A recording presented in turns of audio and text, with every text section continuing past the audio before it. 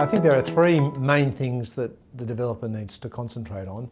The first is the option period, how long they have to do whatever they wish to do to the land before they must exercise the option. That's a critical one. I also, at Osborne's, we encourage developers to think about whether they're going to need an extension to that period, because we find that if in 12 months the developer's going back to the landowner, having spent a considerable sum of money on the property and requiring an extension at that time, that they're over a barrel and the landowner will extract the maximum fee from them that they can get for an extension. So we encourage developers to think about this process at the beginning, and if they think they're going to need an extension, to negotiate the terms of that extension at the very beginning of the option, when the document itself is still being negotiated, rather than doing it 12 months down the track.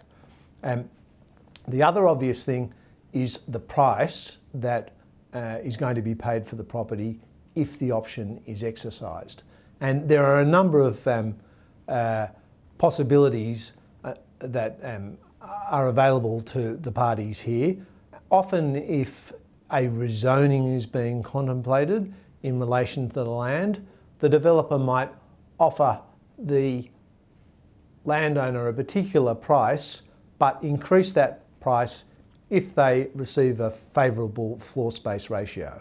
And so if they receive a floor space ratio of 1.5 to 1, they'll pay a certain amount of money, but if they push it up to 1.75 to 1, they'll pay more money.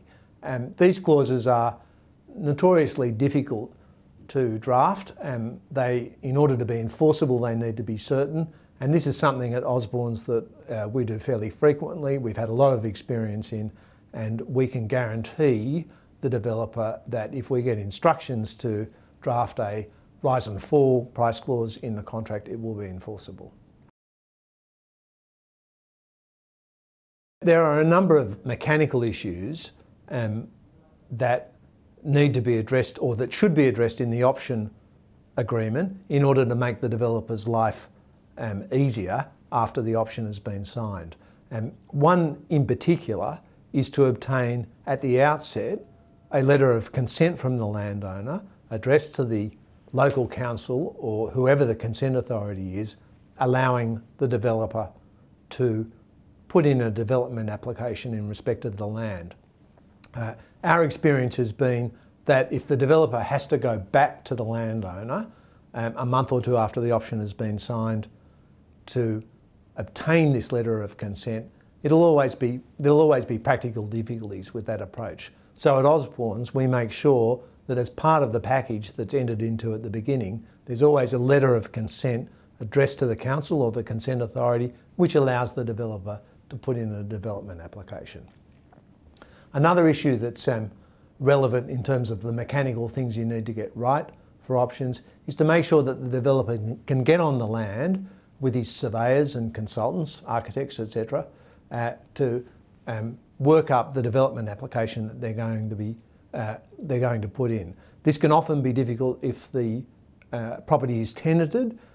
We need to make sure at the time the option is being executed that the landowner has liaised with his tenant and that there is the appropriate consent in place to allow the developer to go onto the site. Occasionally, depending on the use of the land and its history, it might be necessary to take soil samples for the purposes of determining the level of contamination, if any. And again, at Osborne's, we make sure that there are sufficient provisions in the option agreement that permit the landowner to do these things, which not only gives them the legal right to do it, but more importantly, puts these things in front of the landowner at the beginning of the process so that they know what to expect once they enter into the option agreement.